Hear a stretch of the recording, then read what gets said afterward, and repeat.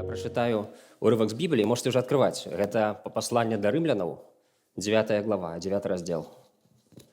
Откройте, калі ласка, кожны пераклад, у якім вам зручна чытаць, потому что я буду чытаць по-беларуску, а пісьма Паўла чытаць увогуле складана. Калі яшчэ чытаць у незнаёмым перакладзе, на слых мало што можна зразумець. Я прачытаю тэкст Бібліі з пісання, потым мы памолімся і будзем слухаць пропаведь. Гэта 9 раздзел для рымлянаў, з 9 по 21 радок. Бо слова абяцання гэткае. У гэтую пару прыйду, і ў Сары будзе сын. І не толькі, але і Рэбека зачала на адзін раз ад Ісаака, бацькі нашага, бо калі яны яшчэ не былі нарадзіўшыся і не зрабілі нічога добрага ці ліхога, каб вызначэнне Божае заставалася паводле выбрання, не праз учынкі, але праз таго, хто кліча. Сказано было ёй: большы будзе служыць меншаму. Як напісана: Якуба я полюбіў, а Ізава зненавідзеў. Дык што скажам? Няўжо несправядлівасць у Бога? Няхай не станецца. Бо ён кажа Майсею: злітуюся над тым, над кім злітуюся, і з'яўлю міласэрнасць таму, каму з'яўлю міласэрнасць. Таму выбранне залежыць не ад таго, хто хоча, і не ад таго, хто бяжыць, але ад Бога, які літуецца.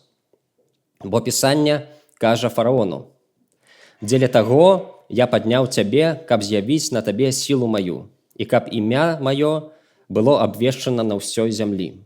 Дзеля гэтага над кім хоча літуецца, а каго хоча закамяняе. Дык ты скажаш мне, што ён яшчэ вінаваціць? Бо хто супрацьстане пастанове яго? Наадварот, чалавеча, хто ты такі, што спрачаешся з Богам? Ці скажа злепленае таму, хто зляпіў: навошта ты мяне гэтак зрабіў? Ці не мае улады ганчар над глінаю, каб з таго самага месіва зрабіць адно начынне на пашану, а другое на ганьбу? Гэта было Слово Божие, давайте помолимся.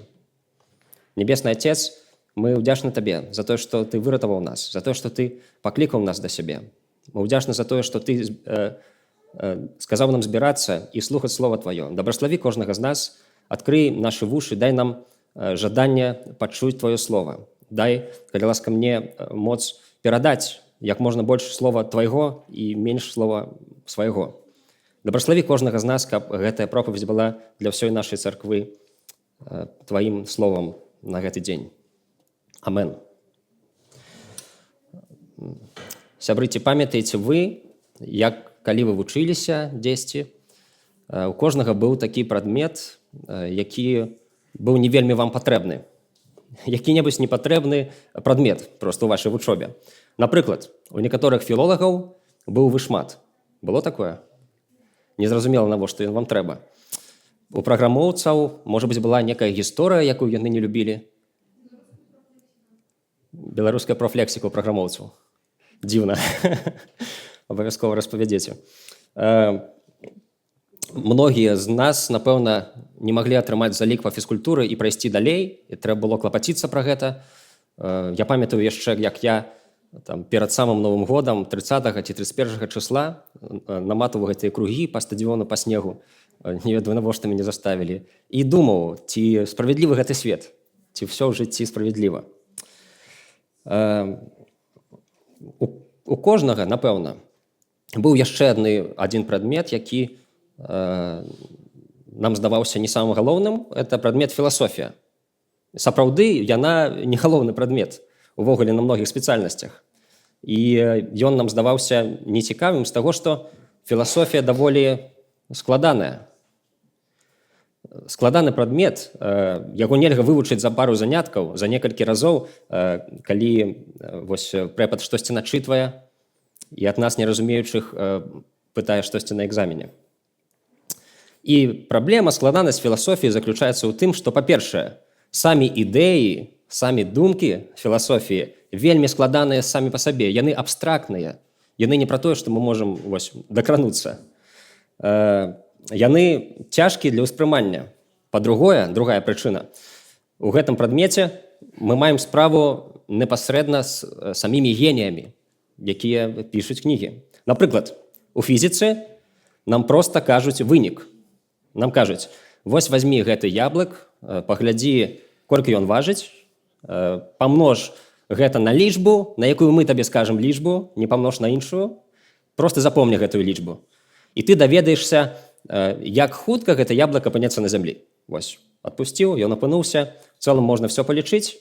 І нам не прапануюць пачытаць непасрэдна самога Ньютона. Нам не прапануюць даведацца, як ён прыйшоў да гэтай лічбы, як ён вычысліў яе.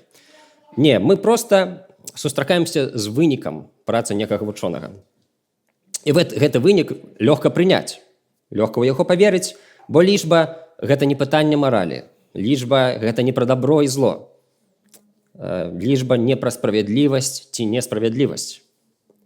Але ў філасофіі все па-іншаму.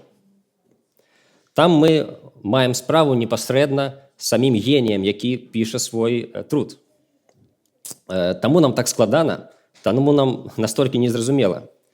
І тое ж самае у жыцці студэнтаў семінарыі, нягледзячы на тое, што гэта іх асноўны прадмет, мы чытаем нейкіх тэолагаў, геніяльных тэолагаў, якія ўсе ўжо маюць доктарскую да свайго 21 года нейкім чынам, все размаўляюць на сваёй складанай мове, і каб іх зразумець, трэба моцна напружвацца. Трэба вызначыць іхнюю думку, пра што яны кажуць. Па-першае, трэба вызначыць, якую праблему яны вырашаюць у сваім тэксце. І па-другое, на якое пытанне яны спрабуюць адказаць. Нам трэба зразумець, што кажа гэты чалавек такімі двумя спосабамі. І гэта даволі складана. А нам з вамі сёння яшчэ складаней будзе. Мы больш складанай сітуацыі, бо сёння нам трэба зразумець аднаго даволі разумнага настаўніка, вельмі разумнага настаўніка. Яго працы мы многа чытаем. Нам трэба зразумець апостола Паўла. Справа ў тым, што гэта самы найвышэйшы тэолаг, які існаваў на зямлі калі-небудзь, які жыў калі-небудзь у свеце. Можна сказаць, што ён меў эквівалент 2 доктарскіх ступеняў да 21 года. Ён і вучыўся і ў Гамалііла, і ведаў ўвесь закон, добра разбіраўся ў законе Ізраіля. Ён вучыўся і ў грэцкай філасофіі, рыторыцы. Ён ва ўсім, за што ён не браўся, ён быў самы лепшы, самы першы. Ён быў, можа быць, нават самым адукаваным чалавекам у Палестыне тых часоў. І калі б апостол Павел не стаў хрысціянінам, такое немагчыма, але калі б ён не стаў, ён бы ўсё роўна дакладна застаўся ў гісторыі якім-небудзь чынам. Ён быў геніем. Ён быў геніем, які нараджаюцца не так часта, раз у некалькі стагоддзяў. І менавіта гэтага генія Господ абраў для сябе, каб праз яго выказаць сваё слова людзям. Господ абраў Паўла, каб адкрыцца людзям праз ягоныя пісьма.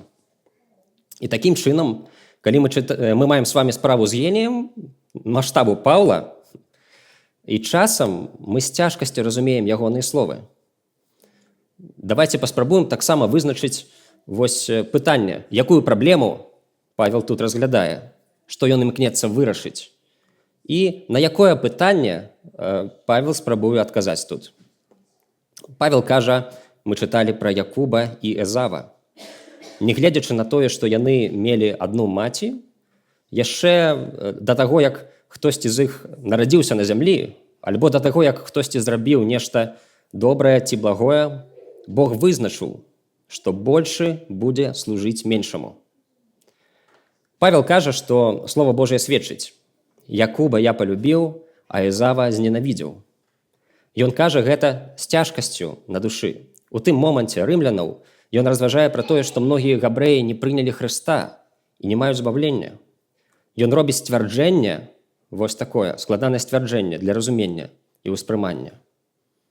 І пасля гэтага сцвярджэння, звярніце ўвагу, адразу ж пасля гэтай цытаты, дзе Павел, як любы добры настаўнік, загадзя, ён прадугледжвае рэакцыю людзей. Можа быць, рэакцыю ягоных вучняў, рэакцыю хрысціян, якім ён піша. Можа быць, нават рэакцыю сваіх апанентаў, якіх таксама было немало. Давайте уважліва паглядзім, што канкрэтна прадбачыць Павел, да якіх дэбатаў ён рыхтуецца. І калі Ён сцвярджае, што Бог мае суверэнітэт у выбранні. І вось рытарычнае пытанне, якое ён потым задае, 14 радок. Дык што скажам? Няўжо няправеднасць у Бога? Праведнасць Бога – гэта галоўная думка паслання да рымлянаў у цэлым. Павел да гэтага ўжо распавядаў пра чалавечую праведнасць у гэтым пасланні, якая не можа збавіць ад граху. Павел распавядаў пра Божую праведнасць у супрацьпастаўленні, параўноўваў яе з чалавечай праведнасцю і паказваў, як Бог праз Ісуса Хрыста дае нам сваю праведнасць. Праведнасць Хрыста дае замест праведнасці чалавечай. У першым раздзеле ён піша пра тое, як мы зграшылі, як наша праведнасць працуе ў нашым жыцці, а працуе яна толькі на бунт супраць Бога.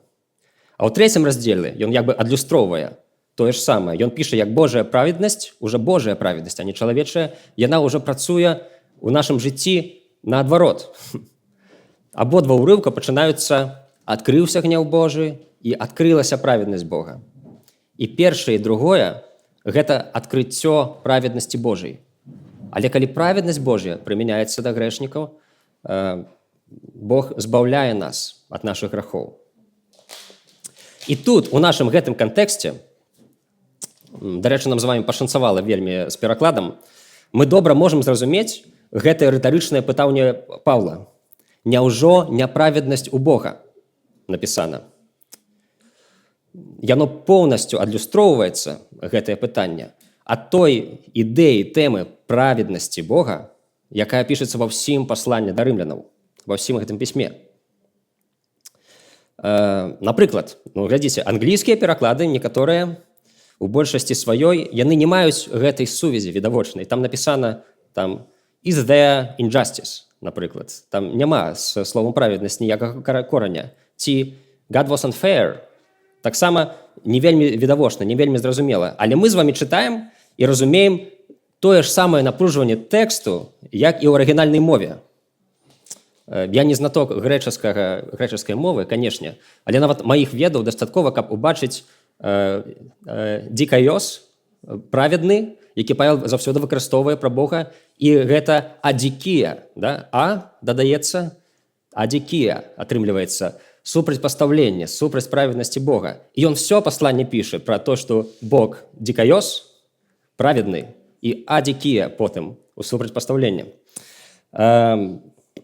Праведнасць і няправеднасць. Відавочнае супрацьпастаўленне. Пытанне, няўжо у Боге ёсць няправеднасць, гэта пытанне да ўсяго паслання да рымлянаў. Як вы лічыце, навошта Павлу задаваць такое пытанне? Ці ёсць штосьці фундаментальнае, альбо больш асноватворнае, альбо больш відавочнае, паўтараем беларускія эпітэты, што ёсць больш відавочнае ў аб'яўленні Слова Божага, чым яснае сведчанне таго, што Бог абсалютна праведны. Мы разумеем, это відавочна. Абсалютна справядлівы. Што нават на адзіны момант неймаверна Богу прыпісаць найменшы намёк на несправядлівасць. Такія словы, як несправядлівасць, неправеднасць, беззаконне, не могуць быць апісаннямі характару Бога, ні ў якім разе. І вось Павел, ён цяпер задае гэтае рытарычнае пытанне. Неймавернае рытарычнае пытанне. Дык што скажам? Няўжо няправеднасць у Бога? Чаму ён яго задае? Ён прадбачыць нашу рэакцыю. Я гэта ўжо казаў, паўтаруся. Рэакцыю сваіх рымскіх чытачоў на тое, што ён толькі што выкладаў, пачынаючы з 8 раздзелу. І пераходзячы ў 9, калі ён кажа пра суверэннасць Бога ў выбранні, дзе Бог паводле добрай волі сваёй, дзеля сцвярджэння сваёй уласнай святой задумы абірае Якуба, а не Есава. Не на падставе чагосьці прадбачнага ў іхніх паводзінах, не на падставе таго, што, можа быць, яны зрабілі ці зробяць калі-небудзь у жыцці, але проста па сваёй волі Бог абірае іх. Як толькі Павел робіць гэтую радыкальную заяву, ён разумее рэакцыю людзей. Ён прадбачыць нашы напружаныя твары, калі мы чуем гэта. Ён ведае, што мы хочам адказаць яму. Павел, гэта несправядліва. Безумоўна, здаецца несправядлівым, калі без усялякай прычыны, знойдзенай у Якубе, без усялякай прычыны, знойдзенай у Ісаве, Бог абірае аднаго замест іншага. Ці здаецца вам гэта несправядлівым? Мне здаецца. Той факт, што гэта здаецца несправядлівым, з'яўляецца адной з галоўных прычынаў, чаму хрысціяне ідуць часта супраць гэтай дактрыны суверэнітэту Бога. Два галоўных пярэчанні супраць дактрыны выбрання ў хрысціянскай супольнасці яны ў тым, што з аднаго боку яна, здаецца, пазбаўляе усялякай значнасці свабодную волю чалавека. Што яшчэ больш важна, другое, гэта прымушае Бога здавацца як быццам бы самавольным, дзівацкім, капрызным. І больш таго, што здаецца, што нават Бог несправядлівы, што Бог можа быць неправедным, ці Бог можа быць час ад часу паводзіць сябе беззаконна. Але менавіта гэтае пытанне, якое Павел задае ў 14 радку, з'яўляецца ягоным галоўным аргументам у тым, што Бог прадвызначае веруючых. Людзі, якія не прымаюць рэфармацкае разуменне выбрання альбо прадвызначэння і падмяняюць яго, яны хутчэй, як правіла, вы ведаеце, напэўна, добра гэтае разуменне, армянскую пазіцыю, якая сцвярджае, што Бог робіць выбар на падставе таго, што ён прадбачыў, што людзі зробяць што-небудзь. І вось ён як быццам загадзя ведае, што абярэ Хрыста, хто абярэ Хрыста, а хто не. І на падставе гэтага такого прадбачанага выбару, які ён ведае, які зробіце вы, ці які зраблю я, Бог потым робіць свой выбар на нашым выбару. Але ягоны выбар, ён як быццам укаранёны і заснаваны на ягоным веданні вашага выбару. І такім чынам у канчатковым выніку менавіта ваше галасаванне за ці супраць дазваляе вам увайсці ў валадарства Бога, ці заставацца па-за ім. Гэта стандартная версія, якую можна пачуць. Самае частае пярэчанне супраць прадвызначэння і выбрання, што яно дэманструе несправядлівасць Бога. І кожны раз, калі вы будзеце казаць камусьці пра выбранне, вы будзеце чуць, гэта несправядліва. Гэта лёгка зразумець. Што можа быць больш несправядлівым за гэта? Што можа быць больш праведным за ідэю пра тое, што Бог робіць свой выбар, грунтуючыся на веданні таго, што мы робім, альбо таго, што мы не робім. Нам здаецца справядлівым, калі мы атрымліваем збаўленне за штосьці, што мы зрабілі. А іншыя, хто не зрабіў гэта штосьці, не атрымлівалі збаўлення. Такое чалавечая праведнасць, такое разуменне чалавечай справядлівасці. І той факт, што Павел задае гэтае пытанне, ён пацверджае, што ён ведае, якая рэакцыя будзе на ягоныя словы. Такім чынам, Павел, задаўшы рытарычнае пытанне, што ж, скажам, няўжо няпраўда ў Бога, ён адказвае на яго самым моцным і магутным спосабам, самым моцным выразам, які толькі можа быць у грэчаскай мове. У грэцкай мове. Мы можам перакласці яго па-рознаму.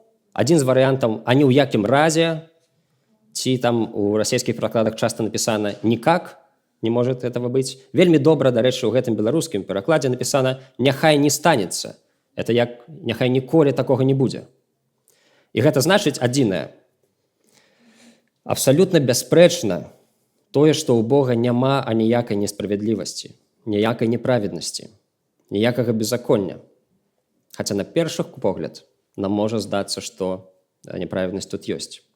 Потым, адказаўшы на сваё рытарычнае пытанне, ён нагадвае сваім чытачам пра больш ранняе аб'яўленне Бога, якое яшчэ прыйшло да нас у пяцікніжжу, яшчэ ў старым запавеце. І ён цытуе 15 радок, можете прачытаць разам.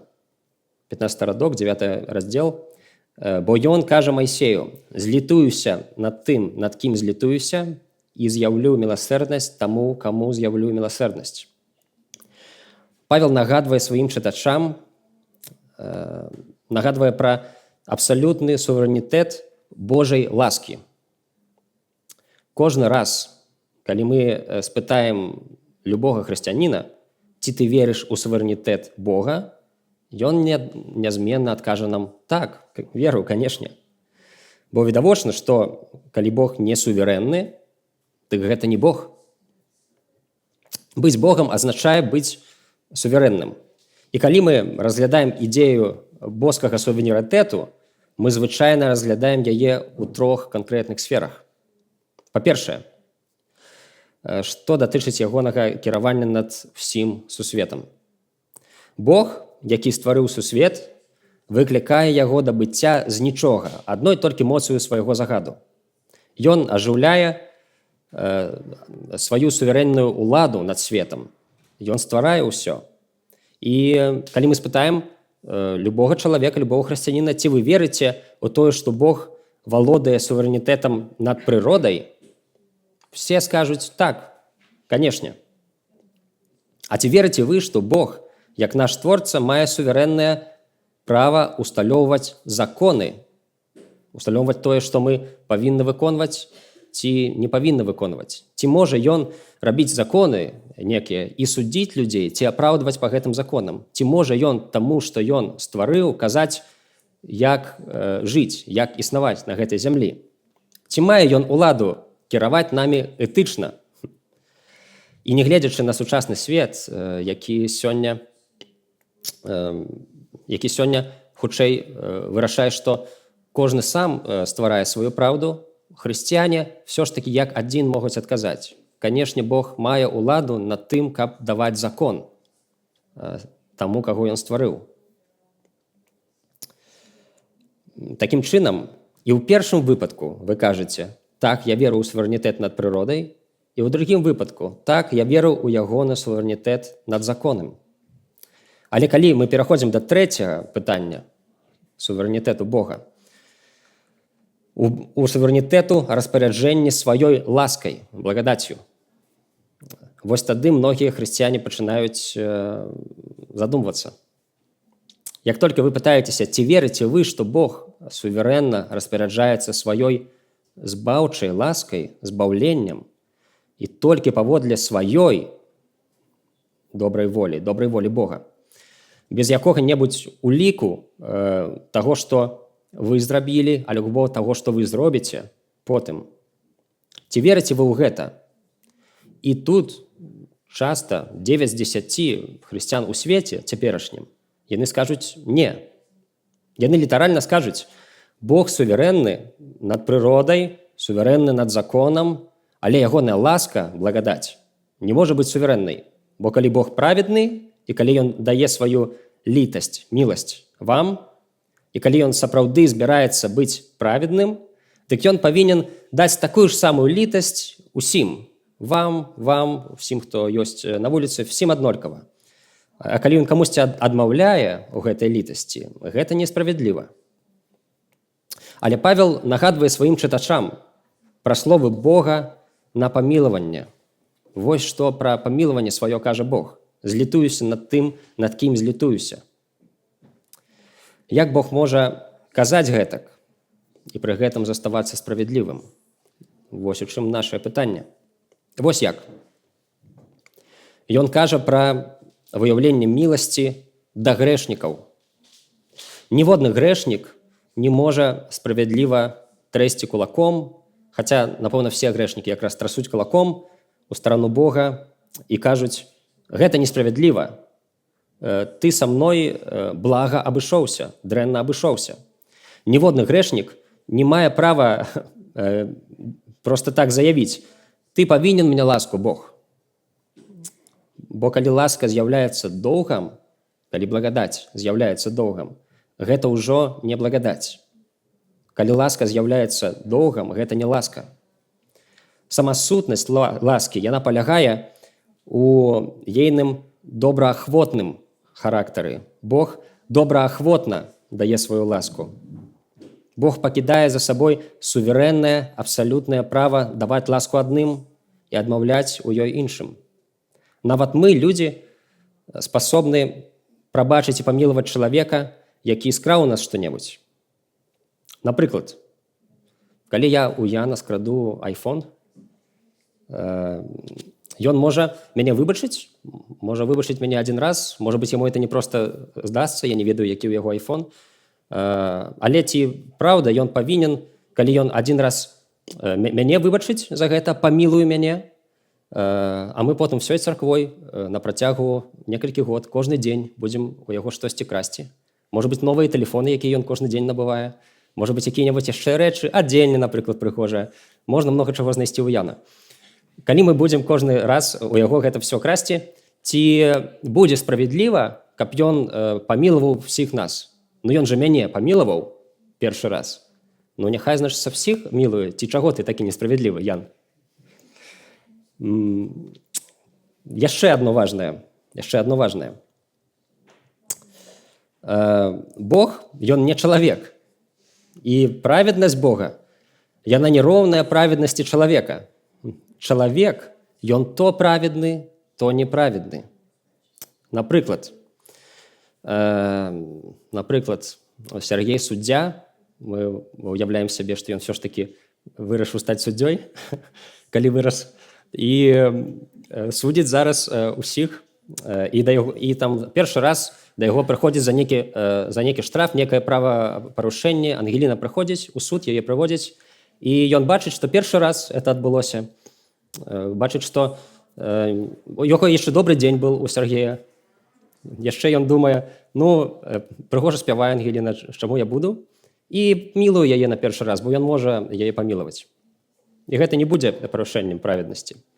Але ў другі дзень, у яго быў дрэнны дзень, ён дрэнна спаў ноччу, на машыне яго на вялікай хуткасці абліў Жэня Рыжук. І па ітогу у гэты самы дзень так пашанцавала, за яшчэ адзін штраф прывялі Жэню у суд, там, дзе Сергей суддзя, і ён ужо выпісаў штраф максімальнай магчымасці. У гэтым выпадку на Сергея паўплывалі абставіны. Сергей змяняецца ад дня, ад настрою. Калі людзі змяняюцца, і калі вы робіце штосьці з таго, што у вас добры ці дрэнны настрой, вы змяняецеся. Калі мы робім міласэрднасць, ці мы не робім міласэрднасць, мы можам быць несправядлівымі ў гэты момант. Але Бог заўсёды справядлівы. Справядлівы і калі кагосьці ён літуе, і калі кагосьці ён наказвае, карае. Просто мы з вами людзі. Мы змяняемся. Мы можам быць у адзін дзень несправядліва жорсткімі, напрыклад, а ў другі дзень мы можам быць несправядліва міласцівымі. Бог жа не змяняецца ніколі. Бог заўсёды справядлівы. Мы людзі, і ў нас ёсць розныя якасці характару, правда? Ад нашых якасцяў характару залежаць нашы ўчынкі. А Бог, ён ёсць усе ягоныя якасці адначасова, у адзіны момант. Кожную секунду. Ён заўсёды праведны, ён заўсёды міласэрдны. Больш таго, праведнасць і міласць Бога – гэта адное і тое ж у Боге. Але мы выражаем гэта рознымі словамі в Пісанні, бо у нас гэта заўсёды розныя рэчы в людзях. Таму Павел кажа, ці ёсць у Богу нейкая несправядлівасць? Не. Ці ёсць у Богу неправеднасць? Не. Ці ёсць беззаконне якое-небудзь у Богу? Не. Але дзякуй Богу, што ў яго ёсць таксама і міласць, і ёсць ягоная ласка. Ласка Бога, яна не знаходзіцца ўнутры чалавечай справядлівасці. Але ласка Бога, яна знаходзіцца разам з Божьей справядлівасцю адначасова. І ласка ягоная, і справядлівасць ягоная. Зараз яшчэ крыху пра абстракцыі мы размаўляем. Уявіце, што справядлівасць чалавека, напрыклад, гэта наша царква, наш будынак, вось это мы назовем фігура справядлівасць, чалавечая. І праведнасць тады у нас заўсёды будзе за мяжой царквы, за сценамі. дзесьці там на вуліцы. Вось все астатняе это будзе праведнасць. І яны паміж сабой ніяк перасечься не могуць адна на адно. У Бога ж, калі мы размаўляем пра Бога, праведнасць ягоная, выявім, што праведнасць ягоная знаходзіцца вось тут у гэтым ачерцім такі будынак, гэта ягоная праведнасць, і тады ягоная ласка, ягоная міласць таксама прысутнічае тут. Ягоная праведнасць не пярэчыць ягонай ласкі. Ён застаецца праведным, застаецца справядлівым у той самы момант, калі літуе адных і праходзіць другіх. Адзін спосаб, якім мы можам паўстаць перад Богам, это пра што Павел разважае на працягу ўсяго гэтага паслання і вяртаецца да самага пачатку тут, у гэтым 9 раздзеле. В пачатку ён казаў, што ўсе мы знаходзімся ў катэгорыі няправеднасці.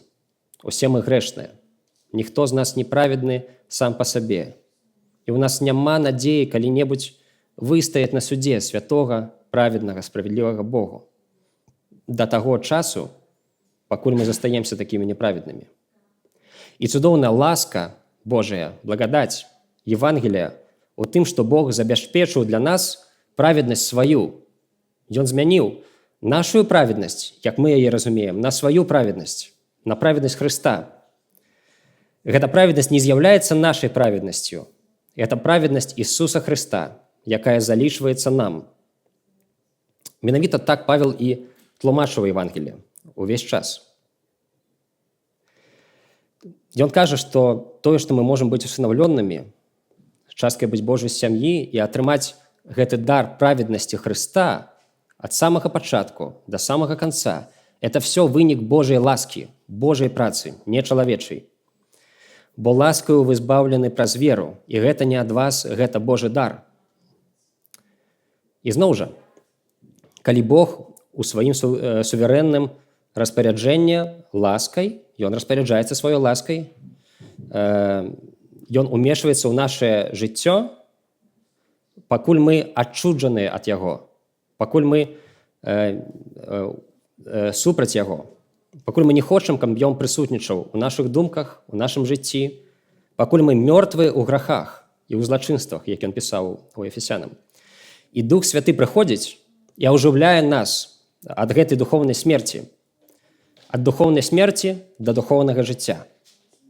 І цяпер, там, дзе раней Хрыста мы ненавідзелі, цяпер ён самае салодкае ва ўсім свеце для нас. І мы спяшаемся да яго, мы абіраем яго, мы прымаем яго, мы давяраем яму. Таму што Бог па сваёй ласцы даў нам збаўленне, даў нам даведацца сябе. А калі ён робіць гэта для нас, ці абавязаны ён гэта рабіць для ўсіх? Не, мы павінны зразумець, што Якуб атрымаў ва ўсім гэтым ласку. Ісаў жа атрымаў не несправядлівасць. Хаця Якуб атрымаў Божую ласку, Ісаў атрымаў не несправядлівасць. Тое, што Бог атрымаў сваю літасць, утрымаў літасць сваю ад Ісава, на якую Ісаў насамрэч і не меў ніякіх праваў. Ніхто з нас не мае права на ласку Божую. Гэта было все актам справядлівага Богу. Гэта не было несправядлівасцю. Якуб атрымлівае літасць, Ісаў атрымлівае справядлівасць таксама. Абраныя атрымліваюць ласку, неабраныя атрымліваюць справядлівасць. Ніхто не атрымлівае несправядлівасць. Бог паклікаў Абрагама з паганства. Памятаеце гэту гісторыю з Ура Халдзейскага. Бог даў яму запаветнае абяцанне, і ён даў яму абяцанне не таму, што Абрагам зрабіў штосьці добрае дзеля таго, каб выканалася гэта Божая пастанова. Бог проста паклікаў Абрагама. Ён не зрабіў гэтага для іншых всіх народаў вакол Абрагама, для іншых жыхароў вакол яго. Больш таго, Ісус быў акружаны ворагамі з усіх бакоў. Калі Ісус хадзіў на зямлі, там быў і першы святар Каіяфа, які быў супраць Хрыста. Быў і Сінедрыён, многа каго адтуль. І ён быў асуджаны і Понціем Пілатам, многа кім. І гэты Пілат выступаў у цэлым ад рымскай імперыі. Рымская імперыя была ворагам Хрыста. Але, відавочна, самым злым і самым поўным ненавісці праціўнікам Ісуса Хрыста, якога мы сустракаем на старонках Новага Запавету, гэтым чалавекам, чый сэнс існавання у нейкі час палягаў у знішчэнні царквы Ісуса Хрыста. Гэта быў той самы чалавек, які напісаў гэтыя словы, якія мы з вами чытаем. Мы чытаем гісторыю апостола Паўла пра тое, як ён ненавідзеў Ісуса мацней, чым Пілат, мацней, чым Каяфа, відавочна, мацней, чым кніжнікі і фарысеі, нават ненавідзеў яго. Забіваў царкву ягоную. Але вось, ён ішоў аднойчы, Павел, па вуліцы аднаго дня і сказаў саму сабе: «Напэўна, мне лепей усё гэта як след абдумаць. Магчыма, я быў не зусім справядлівы да гэтых хрысціянаў. Пасля дальнейшага разгляду ён змяніў сваё меркаванне, вырашыў скарыстацца сваёй свабоднай воляй, якая ў яго заўсёды ёсць, і стаць вучнем Ісуса». Так было? Штосьці я пераблытаў, да? Відавочна, да. Наадварот, Павел, пакуль ён дыхаў вагнём, поўным варажлівасці, ненавісці, непрыязні да Ісуса, ён літаральна ненавідзеў яго больш за ўсіх людзей на зямлі, і вучняў ягоных ненавідзеў больш всіх людзей на зямлі. І ў гэты момант Ісус скінуў яго з каня, разумееце? Взяў і скінуў яго вниз, асляпіў яго і магутным голасам паклікаў яго стаць сваім апостолам. Свабодная воля – это так называется. Несвабодная воля Павла, бо свабодная воля Павла была несвабодна. І была свабоднай гэта воля толькі на злое, на злачынства, толькі на ненавісць. Ісус умяшаўся ў жыццё Паўла. Ісус вызваліў ягоную волю. Ісус зрабіў гэта не для Понтія Пілата, не зрабіў гэта для Каяфы, ён не зрабіў гэта для кніжнікаў і фарысеяў. І калі мы чытаем Біблію ад першага самага раздзелу быцця да самага канца, да адкрыцця, мы бачым, што Бог знаходзіцца ў аднолькавых стасунках з веруючымі, забранымі. І дзякуй Богу за тое, што ён не ў аднолькавых стасунках з усімі людзьмі. Калі Бог быў іншым, калі б ён да ўсіх ставіўся абсалютна аднолькава, мы ўсе бы апынуліся ў адным і тым жа месцы у пекле, і гэта было б справядліва. Але з таго, хто ёсць Бог, кім ён насамрэч з'яўляецца, ён выказвае сваю міласэрнасць, сваю вялікую міласэрнасць, сваю літасць, сваю ласку. Сапраўды, міласэрдны Бог – гэта Бог, які прадвызначае быць збаўленымі тым, хто павінен быў пагібнуць. Калі Бог даў нам свабодны выбар, калі Бог даў нам магчымасць самастойна ісці па гэтаму свету і абіраць дабро і зло, ці многія б з нас дайшлі. Калі б ён даў нам магчымасць нават пасля пакаяння самім спасаць сябе, ці многія б з нас дацягнулі. Але ад самага пачатку, ад самай хвілінкі пакаяння да самага пачатку нашага жыцця ён Духам Святым падтрымлівае нашу веру. Без ягонага дзеяння немагчыма было б гэта. Ці было б міласэрдна, калі б ён пакінуў нас проста на нашы сілы, на наш моц? Ці можа нам штосьці паабяцаць Бог, які не кіруе светам, які не кіруе сваёй ласкай? Але Христос сказаў, гэта Яна 10 раздзел: «Авечкі мае слухаюць голас мой, і я ведаю іх, і яны ідуць за мною, і я даю ім жыццё вечнае, і не загінуць навякі, і ніхто не выхапіць іх з рукі маёй. Айцец мой, які даў мне іх, больш за ўсіх, і ніхто не можа выхапіць іх з рукі айца майго». Христос кажа, што ніхто не можа забраць нас ад яго. На раздзел раней Павел пісаў, што ні адна глыбіня, вы ведаеце гэты раздзел, ні адна шырыня нічога не можа нас ад Божай любві забраць. І прадвызначэнне паказвае, што Бог ёсць любоў. Бог выратаваў недобрых, несвабодных людзей, якія па сваёй дабраце выбралі Бога, снізашлі да яго. Але все полностью наадварот. Бог выбраў грэшнікаў, преступнікаў, сваіх ворагаў і збавіў іх ад смерці па сваёй вялікай любві. Амен. Давайте помолимся. Христос, мы ўдзячны Табе за тое, што Ты сышоў у гэты свет і явіў нам сваю любоў, явіў нам сваю міласэрнасць, стаў перад намі як чалавек. Мы ўдзячны Табе за тое, што Ты назаўсёды аб'яднаў сябе са сваім стварэннем і абраў сябе тых, каго Ты выцягнуў з гэтага балота пагібелі. Дзякуй Табе, Христос, за тое, што Ты праявіў сваю любоў і даказваеш сваю любоў нам на працягу ўсяго нашага жыцця, на працягу ўсяго складанага жыцця, якое мы б самі па сабе не маглі б пранесці. Дзякуй, што Ты даў нам веру, як Твой падарунак, і падтрымліваеш у нас веру, і вядзеш нас, і клічаш нас ласкава сваімі авечкамі, а сябе нашым пастухом. Мы ўдзячны Цябе за тое, што Ты палюбіў нас, пакуль мы былі ворагамі Тваімі, за тое, што Ты палюбіў самых хужэйшых ворагаў, і з гэтых ворагаў зрабіў сябе свой народ, сваю царкву, сваіх абраных, каб мы радаваліся і славілі Цябе. Дзякуй Табе за тое, што праведнасць Твая з'явілася свету, і праведнасць Твая азначае Тваю літасць, Тваю міласць, Тваю ласку. Няхай Табе за гэта будзе слава, няхай Ты праславішся ў нашых жыццях, у нашых думках і ў нашым жыцці. Амен.